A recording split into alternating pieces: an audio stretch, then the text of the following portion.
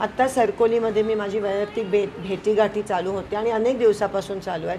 गावबंदी आहे आणि त्याचा मी रिस्पेक्ट करते, पण काही लोक आंदोलकांच्या नावाने, ते आंदोलक नाही आहेत आणि मराठा आंदोलन तर मला समर्थन आहे, पण भाजपची लोक आंदोलकाचं नाव पुढे घेऊन येत आहेत आणि त्यांनी आता माझ्या गाडीवर आणि माझ्यावर हल्ला करण्याचा प्रयत्न केला. ते BJPचेच होते आणि त्यांनी माझ्या गाडीला फोडण्याचा प्रयत्न केला. मी संयमाने गाडीत बसली, मी काही बोलली नाही, माझी काच वर होती, त्यांना मी ते करू दिलं. मग ते लिमिटच्या बाहेर गेलं आणि मग मी उतरली आणि त्यांना ओरडली आणि सांगितलं माझ्या गाडीला हात नका लावू.